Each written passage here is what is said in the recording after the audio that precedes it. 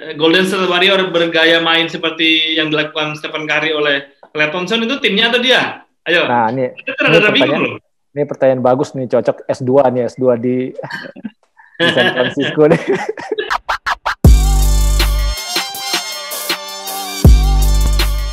Halo, ketemu lagi dengan gua Idan. Seberang sana ada Dimas Muari dan Jose. Ini obrolan nih, kita melanjutkan obrolan minggu lalu.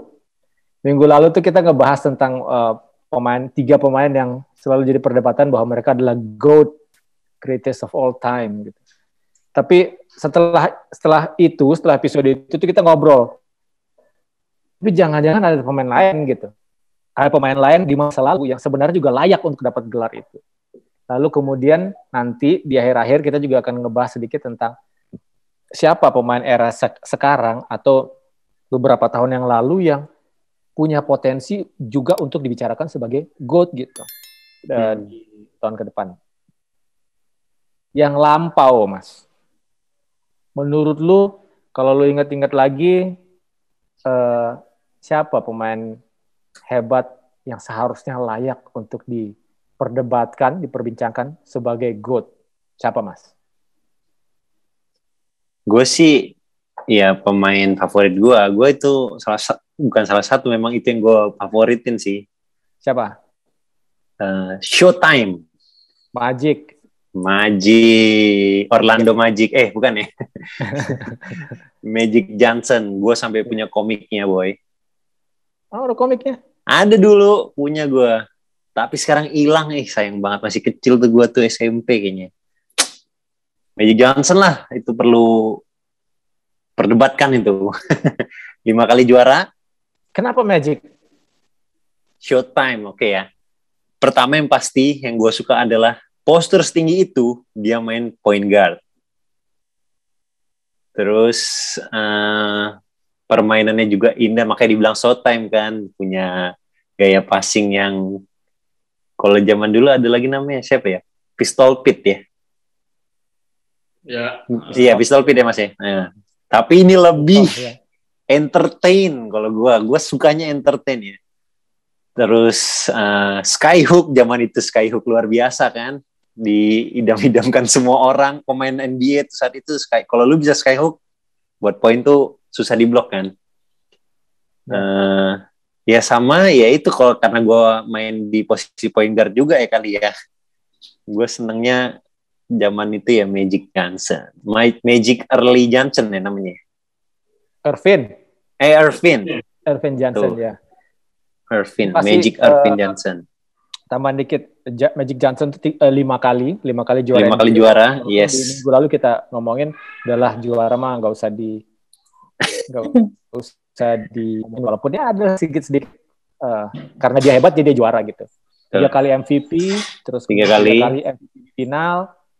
Terus emang rivalitasnya sama Larry Bird juga dulu waktu itu salah satu yang bikin NBA juga jadi besar. Jadi gitu. Assist leader 4 kali jadi assist, cuman asisnya ajaib memang ya, cuman ya kalau misalnya lu nggak punya siapa yang jago masukin ya nggak. Ya. Tun, siapa tuh menurut lu Tun yang juga layak diperbincangkan atau diperdebatkan sebagai GOAT tapi luput dari kita semua? Yang pasti luput dan itu sangat menurutku sangat besar ya. Bill Russell lah, walaupun orang pasti ngomong gini kan, itu kan NBA zaman dulu. Mau ngomong sekarang ya tetap gila, boy. Bill Russell ini ngomong tahu, boy. 11 kali juara NBA, 8 kali beruntun. Gak cukup dong. Di mana taruh cincinnya 11? Nitip ke teman. 5 kali MVP lah. Kalau kita ngomong orang berkompetisi di level setinggi NBA, ujung-ujungnya apa? Juara. Iya. Ya kan? Juara. Ini 11 kali, boy. 8 kali beruntun. LeBron aja ngejar satu butuh 8 tahun 9 tahun kok.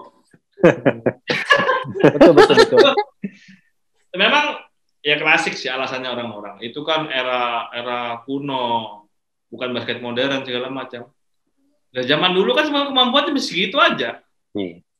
Tapi LeBron boy, sepatunya Converse All Star boy. Sebelum itu kayaknya boy. Sepatu jelek boy. Mungkin masih Warrior mungkin. Kalau 3 kali beruntun kan tripit.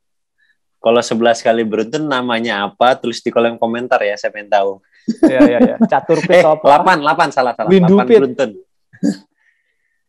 Tapi Bill Russell gue setuju ya. Walaupun di awal kita nggak ngomongin juara lah gitu, tapi bagaimana dia bisa bikin tim juara terus dominan 11 kali gitu.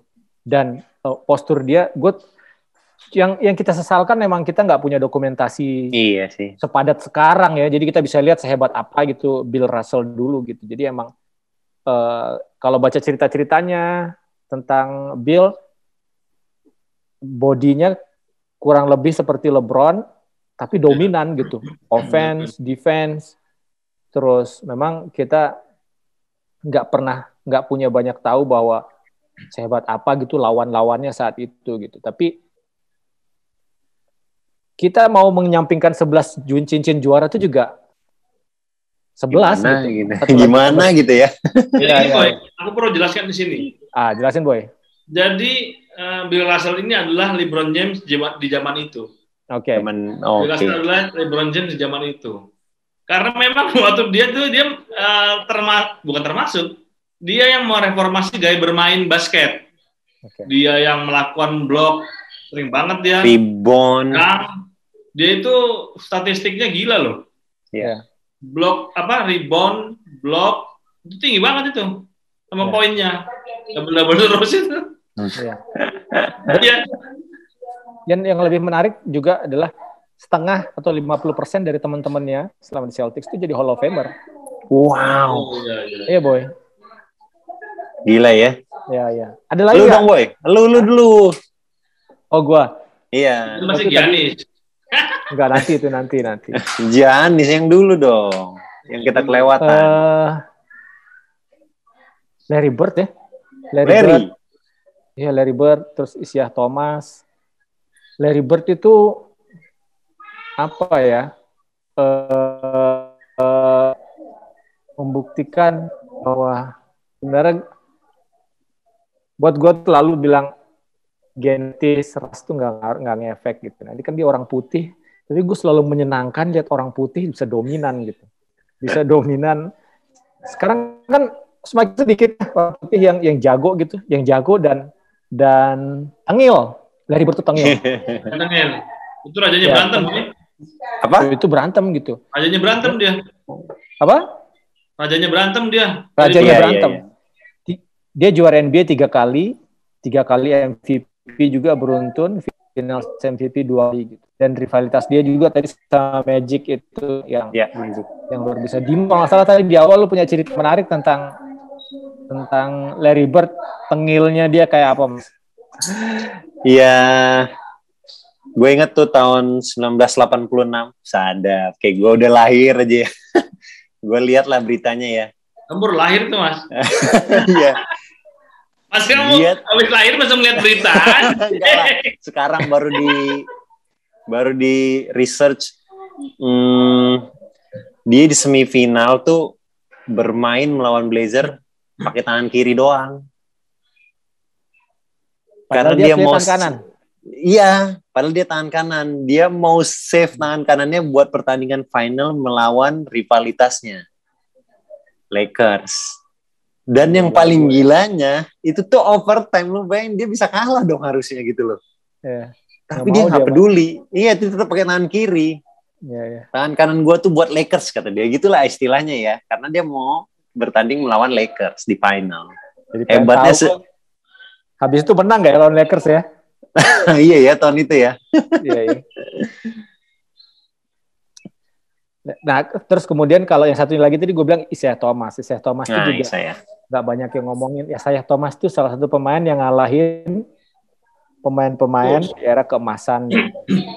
Isiah Thomas tuh ngalahin Magic Johnson, ngalahin Larry Bird, ngalahin Michael Jordan. ngalahin, tapi apa ya? Kenapa dia nggak begitu menonjol? Walau alam ya. Tapi padahal sebenarnya statistiknya dia juga bagus. Lalu kemudian Pistons pada saat dia itu kan kompak banget ya. Iya. Bengal, terus nggak ada yang sok baik. Jadi jahat semua kayaknya gitu pada saat itu gitu. Tukang berantem semua gitu. Bahkan di akhir-akhir ketika nggak mau salaman sama Bulls juga bangsat semua gitu. Tapi cuma jangan sendiri-sendiri ya. Bolehlah Isaiah Thomas dimasukin di situ. Dia karena musuhnya Jordan kayaknya, karena musuhnya Jordan. Ya, kalau menurutku sih yang membuat Isaiah Thomas tidak tampak hebat, tidak tampak yang kategori GOAT itu ya media pada zaman itu, Boy. Waktu itu pada zaman itu media terlalu mengangkat Jordan. Iya. Dan Isaiah Thomas dikambing hitamkan atas kelakuannya Detroit Pistons. Yang menghalalkan segala cara, yaitu termasuk dia masuk ada cerita-cerita tentang kenapa dia nggak masuk Dream Team pada saat itu toh. Iya. Nah, sebenarnya gila Isaiah Thomas ini. Iya, gila banget, Boy. Isaiah Thomas posisi ankle kirinya parah, main loh dia. Masih main dia. Segila itu. Mas Antun, Isaiah Thomas bisa ngedang nggak? Bisa. Oh, bisa. Isaiah Thomas tinggi kamu loh, jangan salah. 80-an dia. Kelihatan kecil ya. Iya. Bisa lah pasti NBA kok. Siapa lagi? Sini, Boy. Siapa Mas Antun? Karim Abdul-Jabbar. Iya, itu dia. Ini gue kasih tau, minggu lalu Dimas tuh bilang, kalau orang nanya basket, Jordan, Bulls. Gue mau cerita sedikit dari sudut gue tentang ini ya. Yeah. Gue tuh sebelum kenal basket, gak ada yang ngomong Jordan di gue. Oh iya? Iya, di gue tuh Jaber gitu. Jaber. Baru kemudian Jordan. Jadi orang tuh dulu ngomongnya, oh Jaber. Main basket tuh ngomongannya Jaber. Jaber, beneran. Iya. Jadi bukan Jordan, baru kemudian transisi baru orang kenal Jordan. Dulu tuh Jaber. Kalau dia bilang nomor 2 tuh temannya jersey itu nih ya. Jersey nomor 2-3 segala santun wajar lah. Kan dia tinggal di hutan, belakang rumahnya danau. Iya betul. Jadi nggak ada yang tahu ya, saudara. Dia nggak tahu nggak apa-apa. Tapi gue tuh Jaber. Gimana Tun? Kenapa Jaber Tun? Kenapa Karim? Karim itu fenomenal Boy zaman itu Boy. Oh sampai sekarang. Karim itu bermain dulu beberapa tahun duluan sebelum eranya Larry Bird dan Magic Johnson. Dia udah hebat duluan. Dia dulu di Milwaukee kan, awalnya di Milwaukee Bucks sama Oscar. Main di Lakers, perolehannya 6 kali juara NBA dari 10 penampilan di final. 6 kali MVP Boy. 2 kali MVP final, 2 kali top score. Top score sepanjang masa masih dia kan sampai sekarang kan? Paling tinggi. Iya kan? Iya, jadi Indonesia dan sedunia. Gini, LeBron bisa melewati skornya dia kalau LeBron 2 tahun ke depan punya rata-rata 18 poin per game. Kalau ada, ya segila itu Boy. Kalau main penuh tuh lagi, kalau main semua game ya 82 ya. Kalau konsisten 18 poin per game statistiknya dalam 2 tahun ke depan LeBron baru bisa melewati dia. Menurut lu bisa nggak? Menurutku LeBron tuh masih main 4 tahun lagi, jadi bisa. Dia itu anak gitu. Poin yang di playoff dihitung juga apa enggak sih? Hitung. Hitung sebuah poin ya. Oh bisa lah Dan, bisa boy. Nah, Karim ini punya signature gerakan itu yang selalu Idan tirukan. Skyhook. Ya. Gila Boy, Karim Abdul-Jabbar itu. Nah makanya, Mas, gue tanya sama lu sebagai pemain. Karim itu kan nembak skyhook. Signature-nya. Skyhook tuh terbukti sulit sekali di blok. Sulit. Bisa di blok tapi sulit sekali. Sulit. Nah kenapa orang-orang tuh nggak mau latihan itu ya? Maksudnya nggak mau latihan itu. Masalah akurasi kan tinggal dilatih aja gitu, terbukti. Ya. Karim ya bisa gitu. Terakhir yang melakukan itu ya Hakim Olajuwon. Hakim, iya betul. Iya, yang masih serius.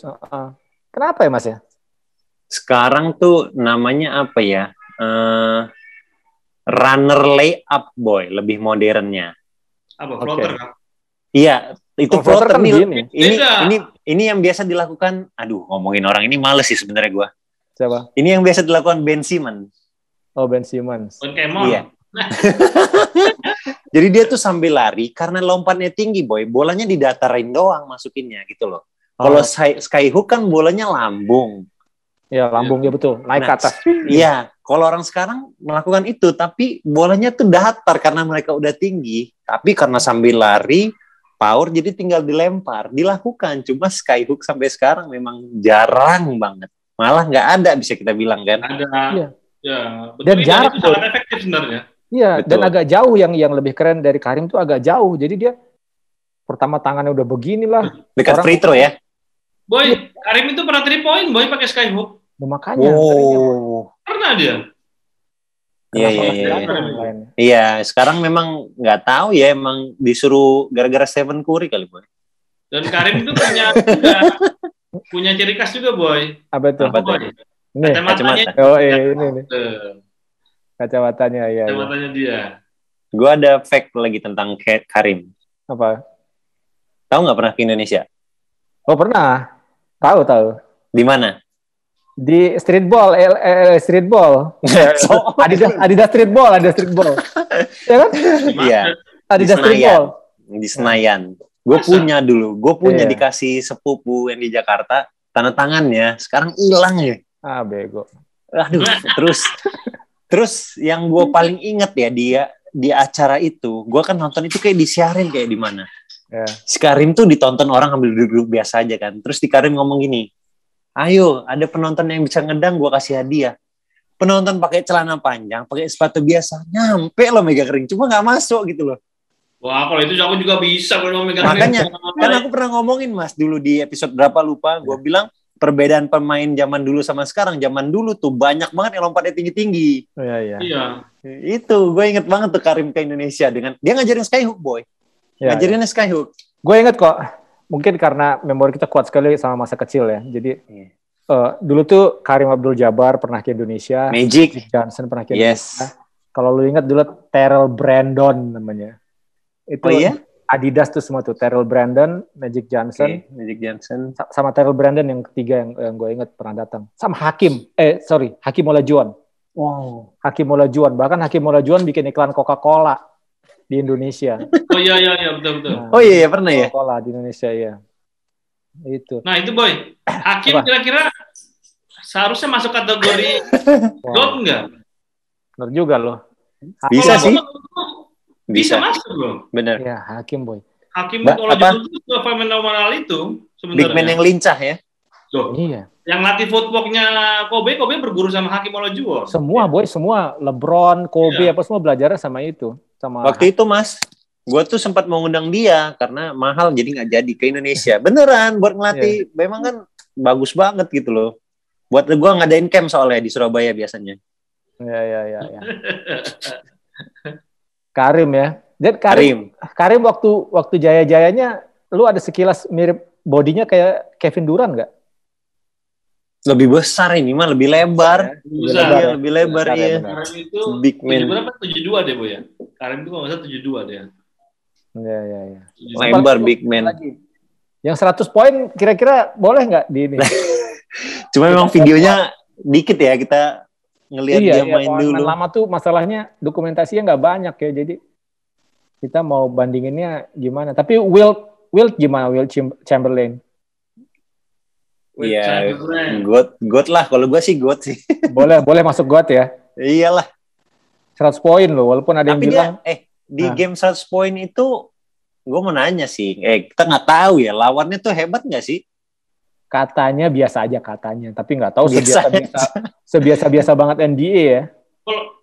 Kalau itu yang sebenarnya nggak boleh diomongin, Mas. Gimana? Pada zaman itu ya standarnya mereka segitu. Lah iya dong, kita nggak fair. Kalau ngomong sekarang era Jordan ke atas ini kan udah banyak orang yang ngikutin caranya latihan segala macam. Iya. Training camp, personal trainer segala macam.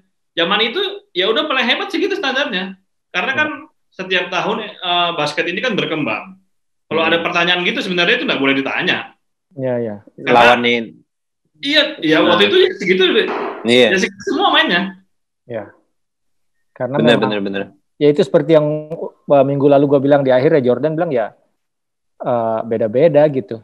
Setiap pemain itu punya musuh yang berbeda, punya teammates yang berbeda-beda. Jadi memang kalau dibandingin satu sama lain ya agak sulit sih. Agak sulit. Ya. Si Lamelo pernah 100 poin nggak sih main di turnamen? Nggak pernah. Enggak, 90. 19, 92 nggak nyampe 100 deh. Nggak nyampe ya? Oke. Santun mungkin pernah lawan adik-adiknya mungkin. Makanya sama adik kalah juga, Boy. Ada lagi nggak? Siapa lagi ya? Yang kira-kira Pippen dah. Oke.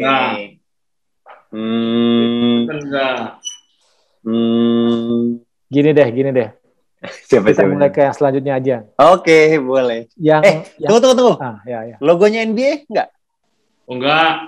Enggak itu ya? Kurang. Oke, next. Oke, lanjut. Di Lakers siapa lagi ya?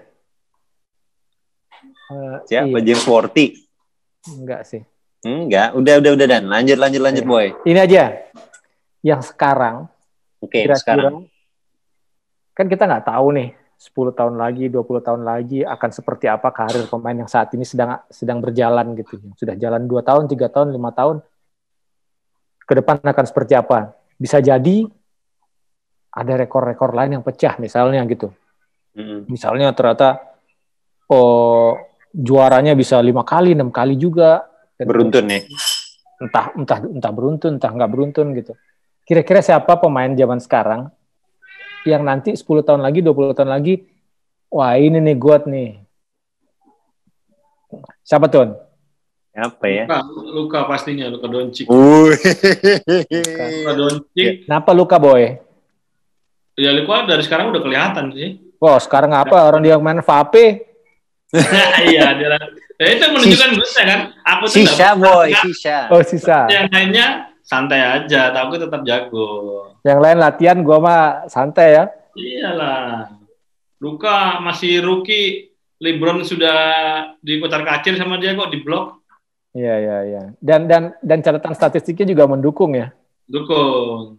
Apa yang bikin Luka keren menurut lu? Mulai dari gamenya sekarang. Karena gini, Luka itu kan kalau nggak salah dia pernah bilang lebih gampang nyetak poin di NBA daripada di FIBA gitu, di non-NBA. Kalau nggak salah dia pernah bilang gitu. Ya, ngomong itu dia memang. Ya, terus tapi memang kalau lihat dia main tuh emang kayak nggak ada beban sih, terus juga ya nggak tahu ya. Bisa menurut lo jadi GOAT masa depan sih itu. Luka itu kan pemain yang ya skillnya mumpuni dan confidence-nya tinggi, percaya dirinya tinggi toh. Iya. Nah, dia juga ini pemain yang susah, nggak sembarang orang bisa mempunyai ini. Dia pemain muda yang sangat didengar oleh timnya. Sangat apa? Oh, didengar. Iya. Nggak gampang, Boy. Kamu masuk ke tim masih muda, rookie. Dia masuk umur berapa ya? 18 atau 19 ya? Dia udah bisa ngatur timnya loh. Coba kamu masuk orang anak IBL masuk rookie. Jangankan ngatur, main juga enggak. Tapi benar nih kata Santun nih. Pas tanda tangan kontrak, timnya yang disuruh ke negaranya ya? Iya kan? Luka itu segila itu, iya. Disuruh nyamperin, gue lagi vape nih, lagi sisa di negara gue, sini aja katanya. Akhirnya Mavericks kesana kan? Iya. Gila itu. Ada lagi, Dimas gimana lu? Kalau Luka memungkinkan nggak? Iya mungkin, cuma yang paling gue takutkan dari Luka tuh adalah dia bosen bermain di NBA. Takutnya. Main di mana, Boy? Main di Euroleague lagi. Nggak mungkin, Boy. Ujung-ujung kan duit sama Ando. Iya kan, maksudnya dia udah punya nama. Euroleague mau dong bayar dia gede. Tapi nggak seru, Boy, di Euroleague. Maksudnya hype-nya beda. Iya, siapa tahu karena dia pengen cinta sama kampung halamannya gitu loh.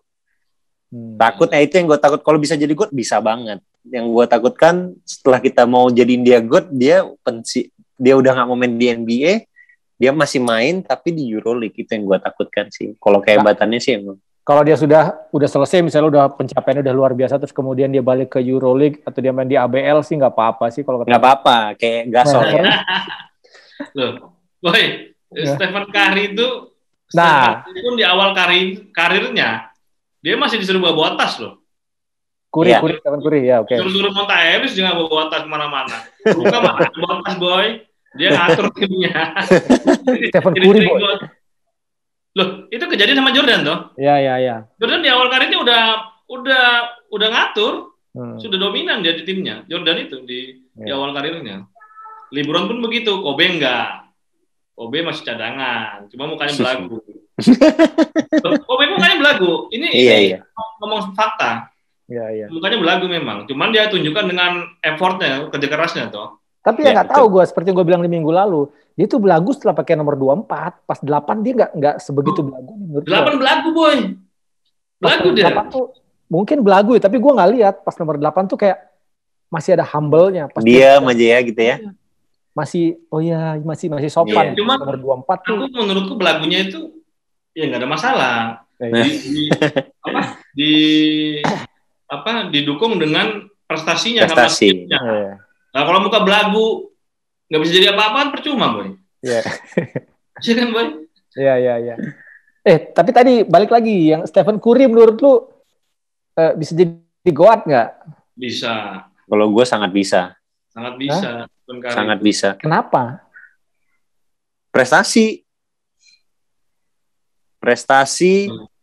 skill, tim, apa lagi ya? Anaknya pemain. Oh anjir itu mah. Sama ya memang terbukti ya ngerubah basket loh. Nah itu dia. Ngerubah permainan itu wah. Dia itu kan salah satu pemain yang merevolusi. Iya. Permainan bola basket. Kenapa? Kita ngomong merevolusi. Yang merevolusi itu si pemainnya atau timnya? Ayo.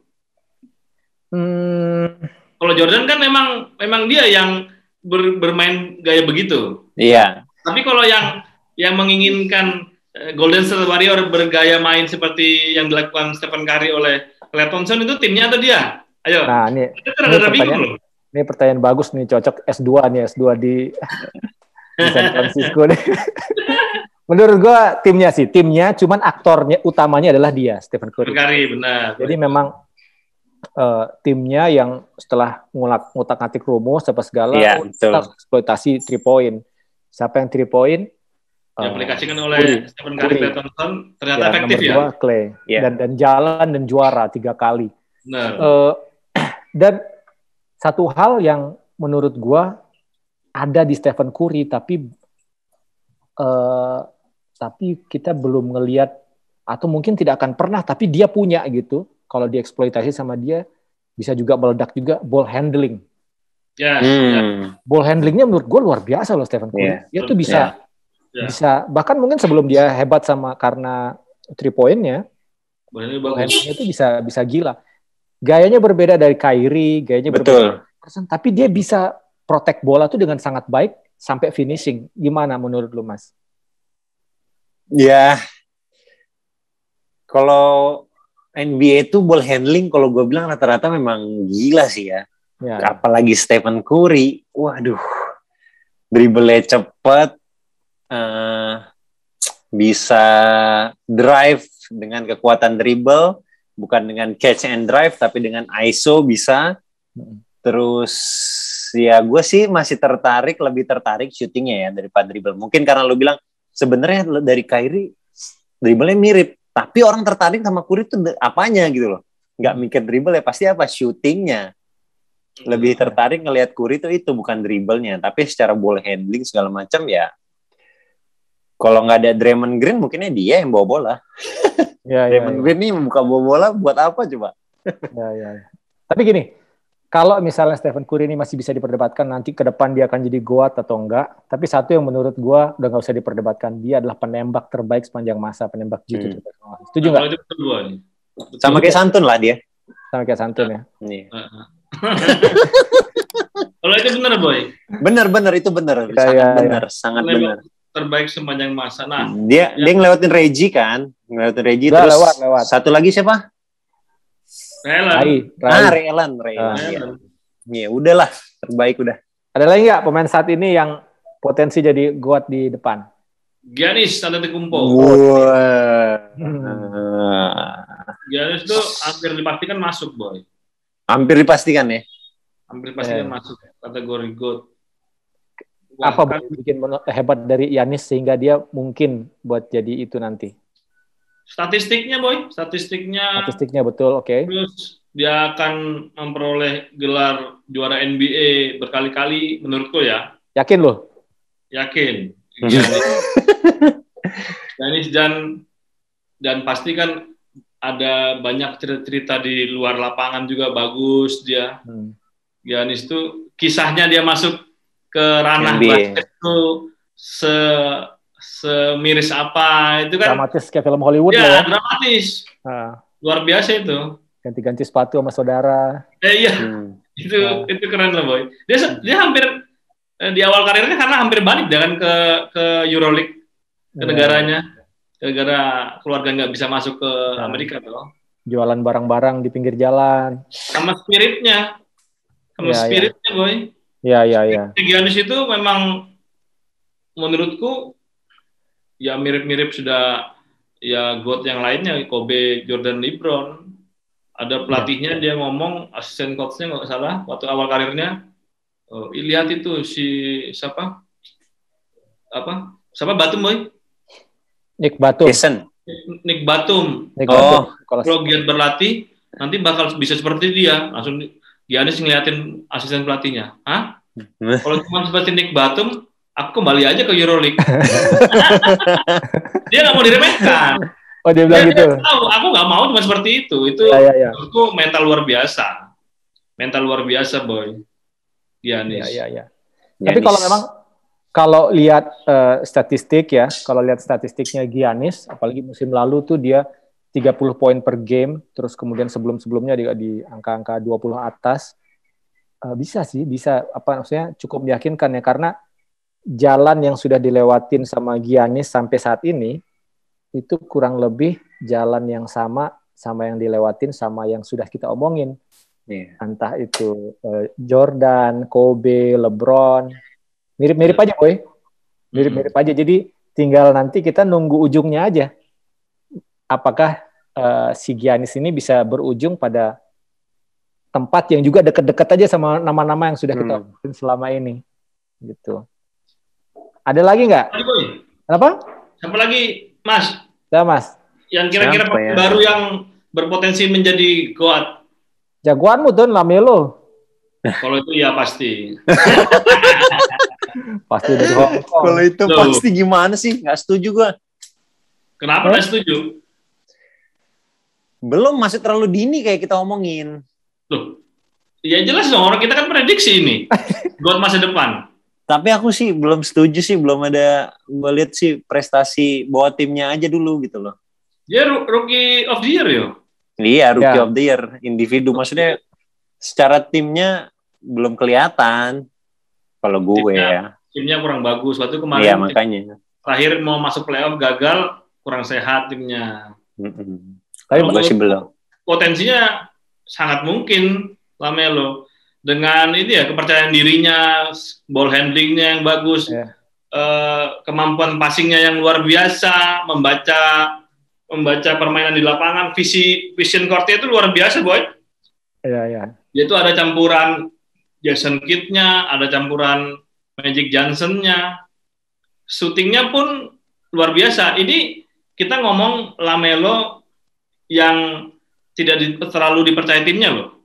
Karena apa? Karena dia masih turun dari bangku cadangan. Iya. Mudah-mudahan musim depan ini dia turun dari starting. Kita lihat statistiknya. Kalau menurutku dia sangat berpotensi. Menarik sih, karena dia baru tahun 1 ya. Iya, makanya.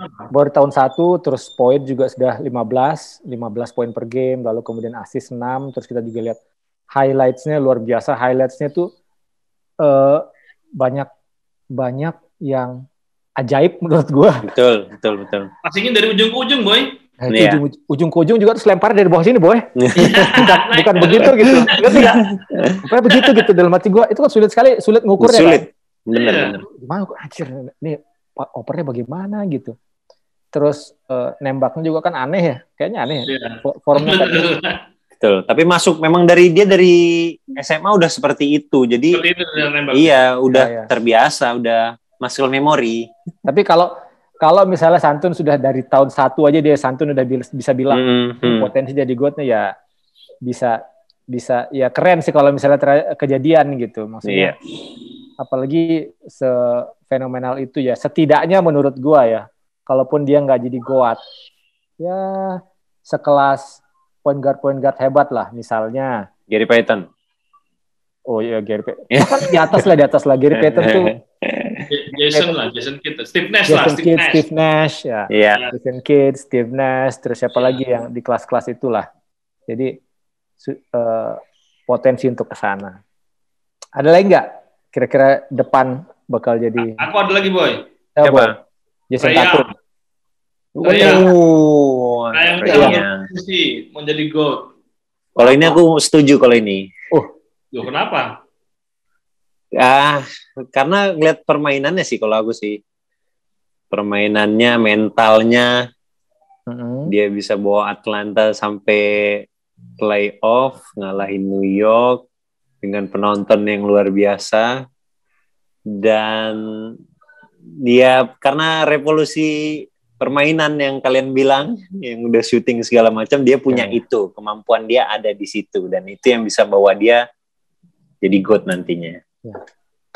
Ya, setuju. Tadi yang bilang Trae Young Santun ya? Iya. Ya, gue senang Santun menyebutkan Trae Young karena rasanya tidak adil kalau tadi kita sebut Luka, terus kita nggak sebut Trae Young. Iya. Karena kan dia ditukar nih. Iya, betul. Dia ditukar dan disebut sebagai pertukaran paling fair mungkin sepanjang sejarah. Iya. Jadi ditukar.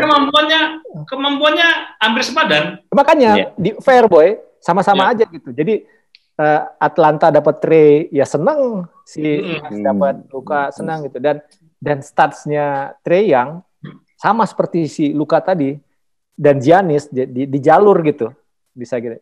Jadi emang luar biasa gitu. Apakah balik lagi nanti ke depannya apakah mereka bisa bersinar terus, itu akan jadi PR gitu ketika kita ngomong. Iya. Jadi ada cerita sedikit, Boy, tentang Trae Young. Trae Young itu kan di draft tahun berapa? 2019 ya? 3 tahun, 2018-19. Iya. 18. Pada saat itu aku lagi di LA nonton All Star. Nonton TV, nonton TV, tapi nonton TV lokal. Nah, itu setiap aku buka channel Trae Young semua, Boy, beritanya. Jadi aku penasaran ini anaknya siapa? Dia tuh terkenal dari zaman itu loh, Mas, high school sampai mulai terkenal. Iya, sudah. Segila itu, dan juga kan dia bergaul sama pemain NBA. Aku mikir gini, ini anaknya kecil kan dia? Kecil, hebatnya apa sih gitu loh? Hebatnya apa? Ternyata pas masuk NBA memang hebat, Boy. Memang hebat. Hebat. Intinya Santun nginep di hotel murah, Boy, nggak ada TV kabel di itu ya. Santun ada TV lokal. TV lokal. Afrika, Boy, buka. Iya, TV kabel berarti murah, Boy. Betul. Di luar itu kayak nggak ada ya? Siapa lagi? Nggak ada kayaknya. Kalau ini bisa nggak? Kalau Kevin Durant bisa nggak sih? Bisa. Terakhir Kevin Durant. Boleh. Kevin Durant gimana? Kalau gue sih bisa sih ya. Kalau gue. Jordan aja udah mau ngakui dia mentalnya paling hebat. Terus siapa yang bisa jaga dia sih di NBA sekarang ini gitu loh, dengan tinggi segitu Tucker bisa jaga dia loh. Iya, sampai trash talk sampai mamanya juga ya ternyata ya. Mamanya Durant juga marah. Dan itulah kemampuan dia ngedrive bisa, main di bawah ring juga bisa. Udah pernah juara bawa tim. Walaupun dibilang masuk tim yang hebat, yang penting juara ya. Yang juara.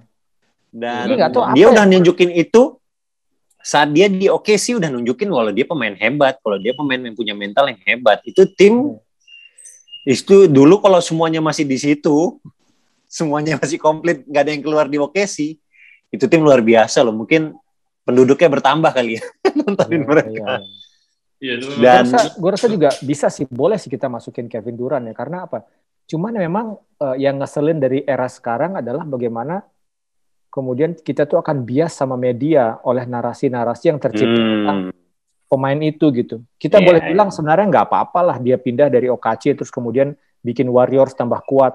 Iya. Ya, yang penting juara ya. Karena Chris Paul mau ke Lakers nggak boleh gitu, ada Kobe. Padahal itu kan tambah kuat gitu. Mungkin itu membuat cacat narasi dia sebagai seorang pemain hebat. Tapi kalau gue pribadi ya udahlah nggak apa-apa gitu, memang iyalah juara. Memang gitu. Cuman memang kalau bikin cerita jadi nggak bagus, memang ada kayak kebagi dua gitu, ada yang cupu ya nggak apa-apa, jadi kebagi dua. Tapi kalau murni ngelihat gamenya, ngelihat permainannya, edan sih, maksudnya kalau nggak ada Kevin Durant, kalau nggak ada Stephen Curry, LeBron itu udah raja, ngalahin siapa-siapa gitu. Tapi ada dua orang ini gila gitu nyimbangin tiga boy sama Giannis sih. Tapi ya Giannis akan menemukan tantangan sebenarnya nantilah berapa 1 tahun 2 tahun lagi lah, entah pada diri siapa ya gitu. Ya mungkin tantangan Giannis ya Kevin Durant ya. Tapi setuju gue, Kevin Durant layak sih untuk diomongin GOAT di masa depan gitu, dan akan punya masa sendiri yang gue Kevin Durant. Menurut gue sih begitu. Orang-orang bilang aku tuh fansnya Kevin Durant loh. Aku fansnya Iverson. Aku fansnya Iverson, Mas. Iverson kenapa nggak masuk obrolan GOAT, boy?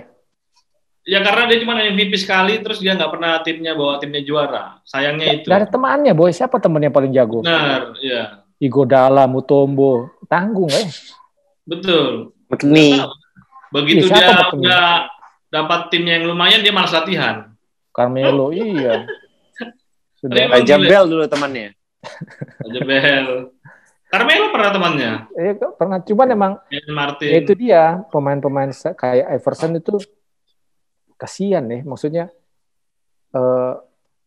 jadi sebenarnya layak sih diomongin di GOAT juga sih, cuman ya itu dia nggak ada gelar juara, nggak ada apanya, jadi nggak dapet. Iya. Nggak dapet. Kalau Iverson sih kustarakan dengan Steve Nash aja, boy. Steve Nash aja ya. Iya. Jago mana Steve Nash sama Iverson? Sama-sama jago, cuman gaya Iverson lah. Iverson aku. Iverson. Kalau dari pencapaiannya Steve Nash 2 kali MVP loh, walaupun banyak protes. Iverson bisa slam dunk, boy. Steve Nash nggak bisa slam dunk. Bisa. Kalau udah dilihat. Kalau udah dilihat. Tapi kalau Iverson dijaga bisa slam dunk dia. Bisa. Oh, dia posterize juga bisa dia. Bisa. Iverson udah pernah lawan Dimas Muhari. Oh ya. Masih kalah juga Dimas tuh, padahal udah tua Iverson. Iya. Sip. Ya udah guys. Itu ya kayak menarik ya ngomongin GOAT ya. Iya, GOAT. Oke. Kalau GOAT-nya liga lokal kita ada nggak ya kira-kira? Nggak ada. Terima kasih ya. Makasih. Sulit. Kita harus ngumpulin data dulu karena sangat subjektif kalau di liga lokal kita. Nggak, kurang stabil, boy ya. Kita bisa mengakui beberapa pemain jago, sangat jago, tapi untuk bilang bukan dominan ya. Satu paling jago kayaknya sulit ya di liga kita ya. Kecuali kita punya kompilasi data yang sangat baik sehingga nilai dari objektivitas statistik ada, terus kemudian tatapan mata subjektif juga ada. Benar. Enak ngomonginnya. Harus kombinasi itu. Iya, sekarang dia ngomong, wah paling jago pemain A, pemain B. Berapa kali lu tonton? 3 kali, 4 kali. Iya. Apa, boy? Susah. Ya bener boy, kamu ngomong. Iya. Kita lihat dia jago, tapi pas kita lihat statistiknya, biasa aja ya. Iya. Ya, mungkin di game ini bagus, di berikutnya bisa cuman 2 poin per game, 3 poin. Iya, jadi susah. Kalau mereka kan NBA stabil ya. Iya. Belum makanya namanya di Indonesia bukan GOAT. Apa? Di Indonesia namanya pemain legend. Belum lagi begini nih, yang bikin sulit di Indonesia nih. Kalau lawan lu jelek, pemain jago di rolling, nggak main. Ya. Padahal itu kan Jadi peluang boleh. untuk dia bikin 30 poin, 40 poin kan? Iya. Nah, tapi kalau di Indonesia enggak, giliran tim lu jago nih, dan lu pemain jago di tim jago, lawan lu tim lemah, nggak main lu. Yang memain pemain poinnya dikit Boy ya. Iya, lu malah lu kenapa nggak main? Oh, gue di rolling. Oh, jelas lawan lu jelek gitu. Padahal kalau di NBA ini kesempatannya untuk hajar. Bisa 40 poin, 50 poin gitu kan? Iya. Siapa yang menularkan itu ya? Kayak gitu ya, apa konsep itu. Kok bisa begitu dia ya memang dulu juga aku bingung, ini kenapa kok di rolling semua? Oh, lawan ini aja. Lah, memang itu kita ini penonton datang ke stadion buat nonton pemain jago merajalela. Iya. Bukan ngelihat pemain cadangannya buat merajalela. Iya. Kan aneh gitu loh. Iya. Habis itu kalau enggak dimainin sebentar, tarik. Assalamualaikum. Bisa 3 kuarter kemudian nggak main. Iya. Kapan bagusnya kita ini kalau begini caranya? Iya, udah nanti kita bahas itu ya. Boleh. Sip. Thank you Santel, thank you Dimas. Iya. Jangan-jangan yang awal-awal sebelum panas tuh nggak usah ditayangkan gitu, semakin belakang semakin panas justru itu yang ditayangin ya. Oke, Mas. Oke, bye. Udah nih. Yuk, udah. Oke. Jangan lupa subscribe channel Main Basket Podcast yang tayang setiap hari Jumat jam 4 sore. Nyalakan notifikasi biar tahu ada update video terbaru dari kita. Share video ini ke teman kalian dan jangan lupa like video ini. Oke, thank you semuanya. Sampai jumpa di Main Basket Podcast selanjutnya.